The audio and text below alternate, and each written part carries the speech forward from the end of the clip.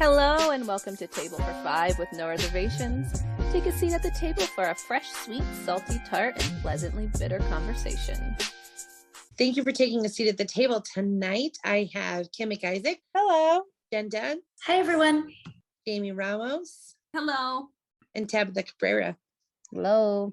And I'm Rachel Flanagan. Today, we have Stories from Dads. We are continuing our life hack series. And in this episode, you'll hear from several dads and how they sort of get through and how they found their path. Jaime Morgan. My son Jayden is my hero, and I was so lucky when I was chosen to be his father. From the moment he was born, our bond was established. Jayden was diagnosed with autism at 2 years and 4 months, then epilepsy a month later. It was a roller coaster for a few years, but my son handled every challenge with so much courage. Jayden is the strongest and most resilient person I have ever known. After serving 20 years in the Navy, that is a true testament to his strength. In most special needs families that I know, the mother plays the role of the child's person. They are the safe place, the safe space, and share a deep connection most don't understand. However, in our family, that is not the case. I have the pleasure of being Jayden's person. Most days it is a full-time job that requires endless amounts of patience. It is a huge responsibility to have the pressure of being such a critical part of his daily needs. Some nights I am not home, he will stay up fighting sleep until he sees me. And then I witness his anxiety physically slip away the moment our eyes meet.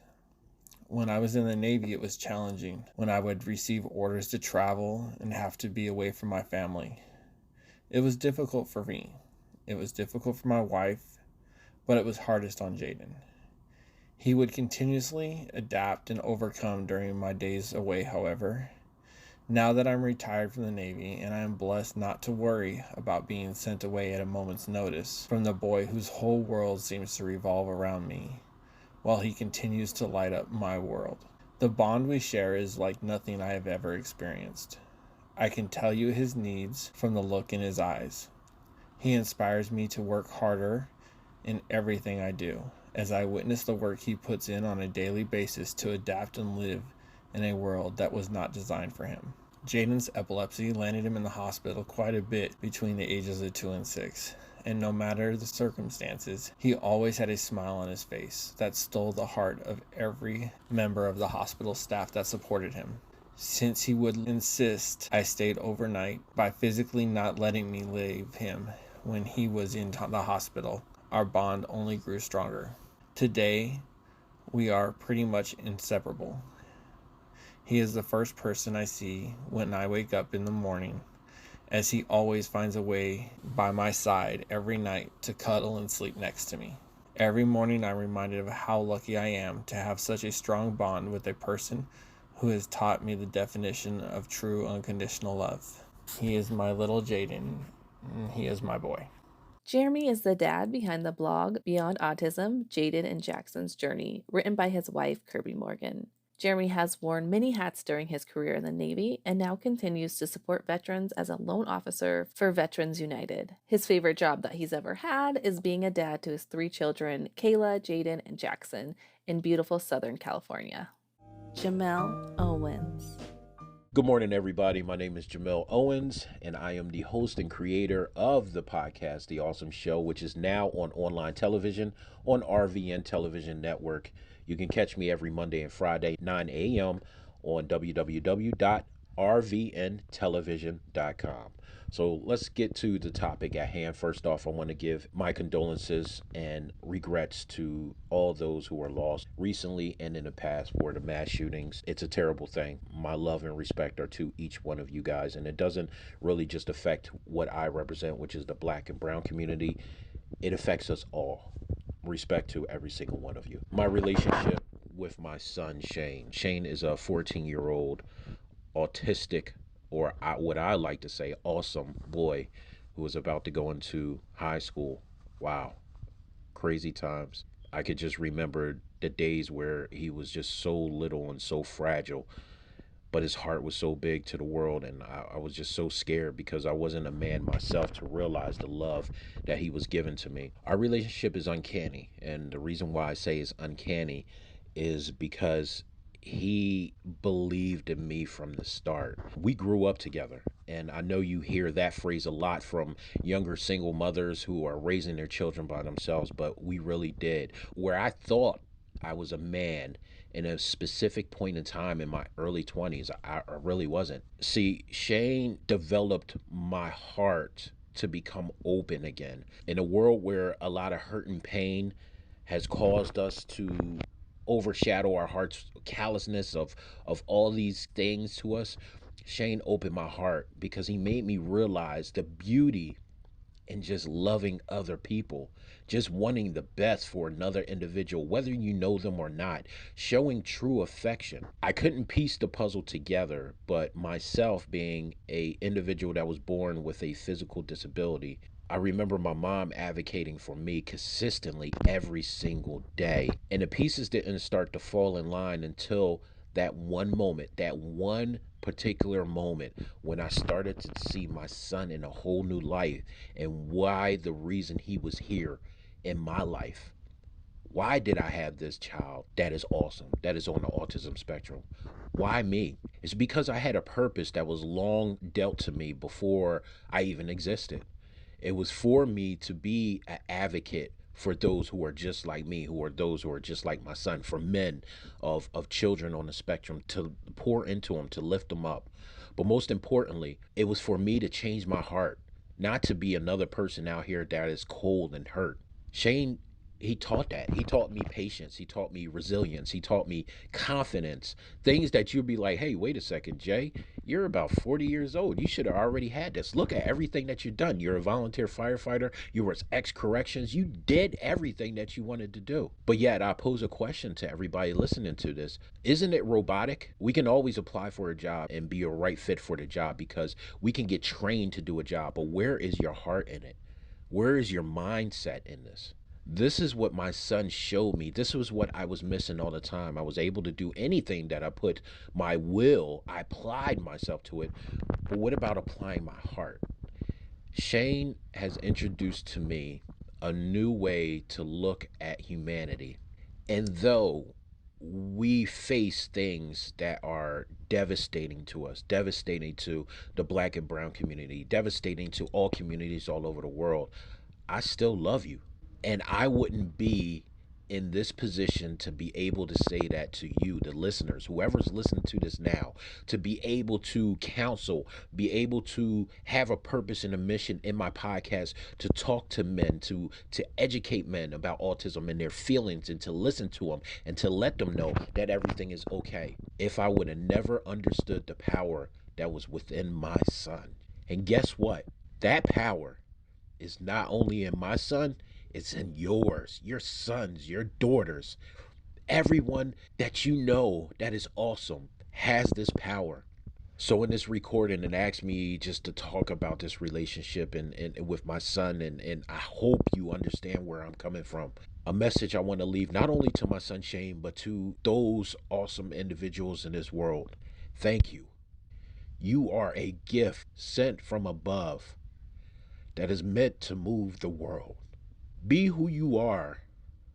Be in the moment of your life of who you are. Be vigilant in sharing that love in this world. And understand that your voice matters. You're not invisible. You shine brighter than any of us could ever imagine. And sometimes it's hard for us to even look at you because we fear that love and compassion that exists in your heart. Ladies and gentlemen, I want to thank Table for Five Podcast for having me here. My name is Jamel Owens. Once again, I am the host and the creator of the podcast, The Awesome Show. That's TheAusomeshow.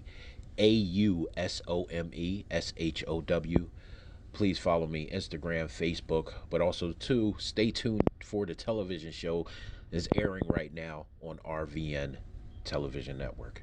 Peace. As the father of a 14-year-old boy who is on the autism spectrum, Jamel is truly an advocate for his son Shane and other autism parents. Jamel has been through many challenges and triumphs in his life as a disabled individual himself. This has led him to give back to other men that may be experiencing the same issues within their own life, but without someone to speak to about them. We'll have links to Jamel's TV show and social media in our description. Raised in North Philadelphia, Jamel has served his and others' communities as a law enforcement officer, a civil servant, and is currently a volunteer firefighter and EMT. Ryan Lefevers. My name is Ryan, and I'm the father of 2 loving autistic boys. Parker is 6 years old, and at 3 years old, Parker was diagnosed with nonverbal autism, ADHD, and a global developmental delay. He loves Christmas, trucks, swinging on swings, being thrown into the air, music, and watching videos on his iPad. He is a smart, kind, and loving boy that shows anyone he meets that love truly needs no words. Dustin is 3 years old and was diagnosed with nonverbal autism at 2 years old. Although Dustin has many words, he is still considered nonverbal because he doesn't really use his words to communicate. But he's getting better at communicating every day. He loves to play chase, play with his dinosaurs, line up his toys or any other items, music and dancing, and watching videos on his iPad. I never realized I can love someone so much until the days you were born. You turned me into someone that I always wanted to be, someone I knew I was meant to be, a dad. You both have autism, but that doesn't define you.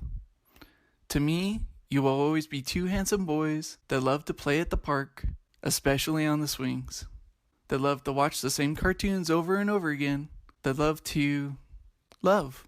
You have the biggest hearts. Don't ever change that. For as long as I'm around, I promise you have my heart. I promise that I will hold your hands and give you hugs and kisses as long as you will let me. I promise to throw you up in the air when you ask me to. I may not be able to throw you in the air as high as I have in the past, but I will do the best I can for as long as I can. I will hold you in my arms as long as I'm able to do so. As you get bigger, it will be harder, but I promise to try. I promise to try because I see you try. I see you try to communicate. I see you try to write. I see you try to match shapes, colors, and animals. I see you try your best. I promise if you try your best, that your best will be enough. You have taught me a lot these past few years, and I continue to learn more and more from you every day. I know I still need to work on things, and I'm trying to do better every day. I love spending time with you, and every moment is my favorite moment. I promise to love you unconditionally until I'm gone, and my hope is that you'll look out for each other after I'm gone. Please take care of each other. And just always remember that I'm very, very proud of you and love you with all that I am.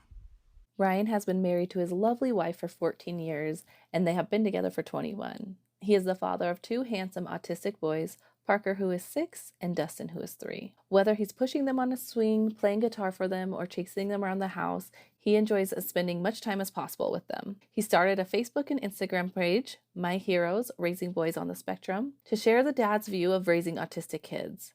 And he's always looking for ways to give back to the autism community. You can follow their journey on Facebook and Instagram. Check for links in our description. Jaime Swenson.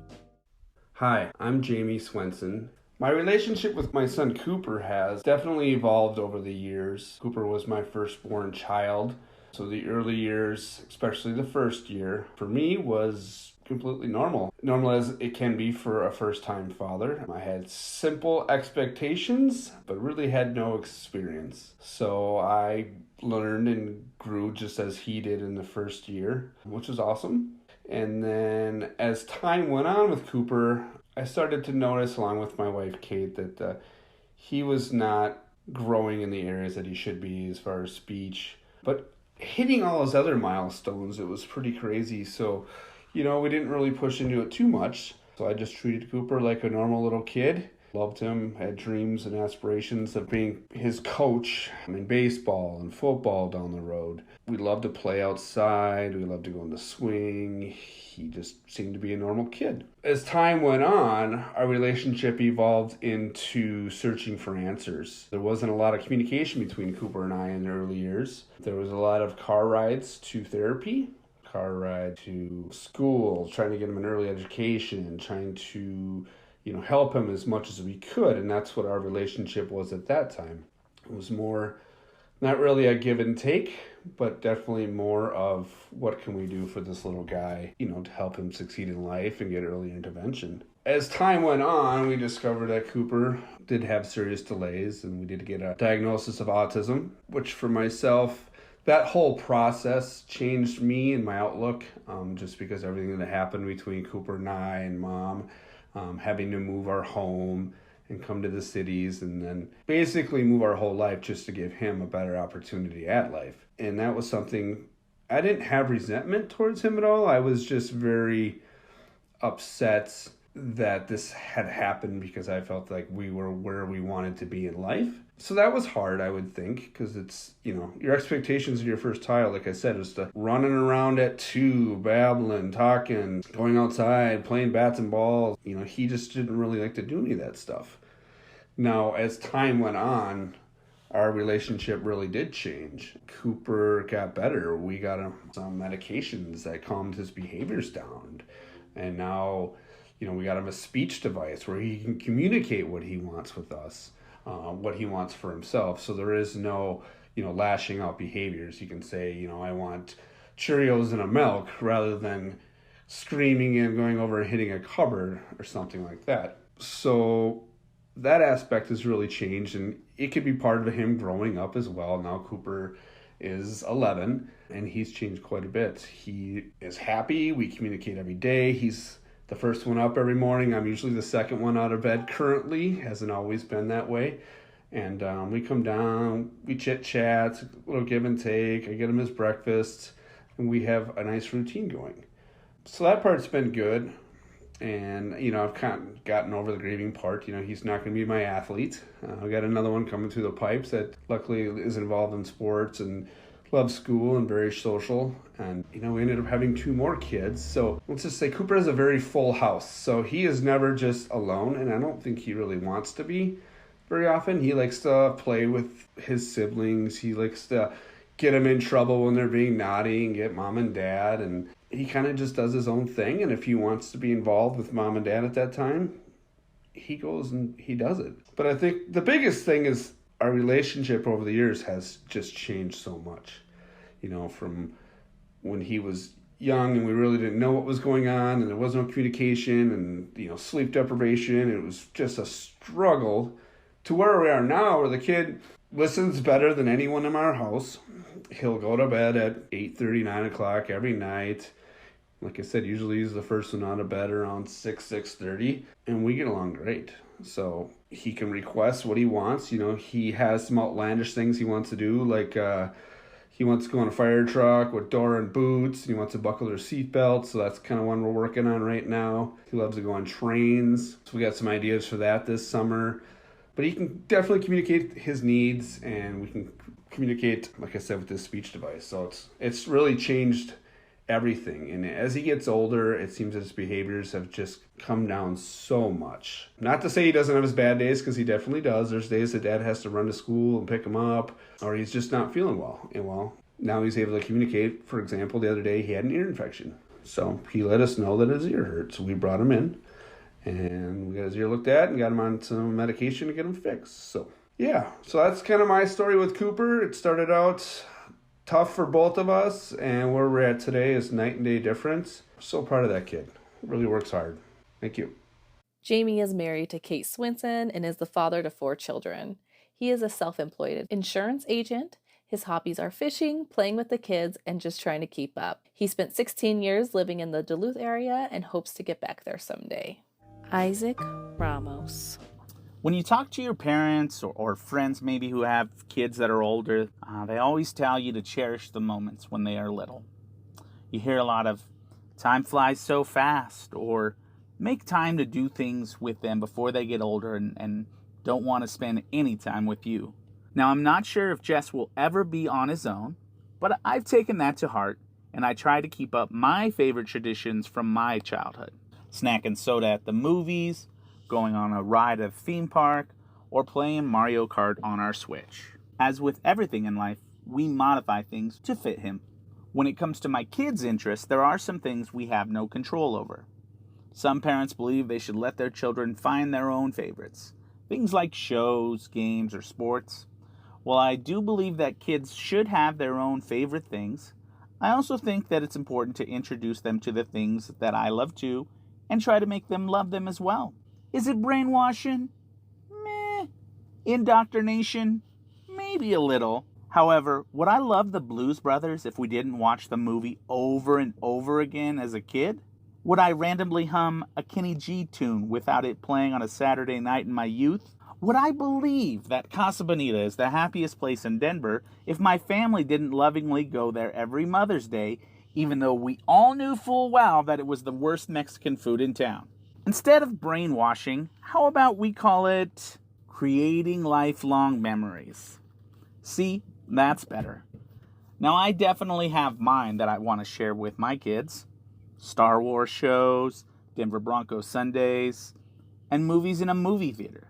What's even better is when you can create those memories together. This year, my wife has bought me tickets to the Colorado Rapids, our local soccer team, and my love for soccer definitely has grown. I did not play as a child, nor did we follow the game or a team, so this is a new love I've found, later in life, and one that I get to introduce and share with my kids at the same time my passion has grown in my own life. The kids have gone to multiple matches with me this year. Jess has gone to 2. The first one was fun. It was a classic kid at a sporting event experience. We get snacks. We sit down for a while. Bathroom breaks. Walk around when they get bored. Like I said, it's more of an experience than watching the match, but Jess did do the chants. He cheered when everyone cheered, and paid attention to the match maybe about 25% of the time, which isn't bad. The second time we went, however, he kind of had the routine down. He was cheering at the right time, and for the right team this time. He let me know what snacks he wanted, and didn't ask to walk around until he needed to go to the bathroom. We also got to experience magic. At least it was to me. We were sitting down for the second half, and we were loaded up on drinks and snacks, so I knew I had a chance to watch the match for 5 to 10 minutes uninterrupted. He would be in his happy place, and I would be in mine. As we were sitting there, the opposing team, Charlotte, went on the break and were about to score, when out of nowhere, a save by the Rapids defender, Lalas Abubakar, to help save his goalie. It was a really great play, but what truly made it magic was that Jess was engaged and we had a shared moment. A shared moment? Well, that's when we both experienced and acknowledged that it was a great play or a great moment. See, the moment that the save happened, he turned to me, looked me in the eye, and exclaimed, "Whoa!" He wasn't reacting to the crowd or feeding off the energy like he had in other moments. We had experienced it together, he and I. "Did you see that?" I asked him. "Yeah, wow, Dad." A shared fleeting moment of amazement and appreciation. The rest of the game was uneventful. In fact, it was a very disappointing tie at home, but leaving the stadium, I was so happy you would have thought we won. I'm never quite sure what Jesse takes in and remembers, but the next week we took his sister to soccer practice. We were helping her warm up by the goal. Jess and his little sister started playing, and she went to kick it in the goal. Suddenly, Jess ran, jumped, and made the save in almost the same fashion as we had seen at the game the week before. I started laughing and cheering for him. He smiled and went back to playing with his sister. Sometimes you know when you have a moment. Others, you may never know. But this is one that I think will stick for a while. I'm so grateful for all the things I get to do with my son, but building memories and interests together are definitely my favorite. Isaac J. Ramos is the loving father of Amelie and Jesse and husband to his wife, Jamie. When not watching his kids so his wife can record another episode of Table for Five, he continues searching for the real-life Chupacabra. In all honesty, Isaac is a pretty average guy and enjoys time with the family. His hobbies include disc golf, watching sports, and cooking. We want to thank you so much for listening. We invite you to listen to our No Reservations coming next Monday. I hope everybody has a great week. Bye. Bye. Thank you. Bye. Thank you for joining us at the table for the 4th episode of our 11th series, Life Hacks. If you are enjoying the podcast, we would appreciate if you could subscribe and rate and review us. Also follow us on Facebook and Instagram. If you'd like to contact us, you can email us at table45podcast@gmail.com. We have new episodes every Monday. Join us next week for our No Reservations episode. We'll see you there. Bye.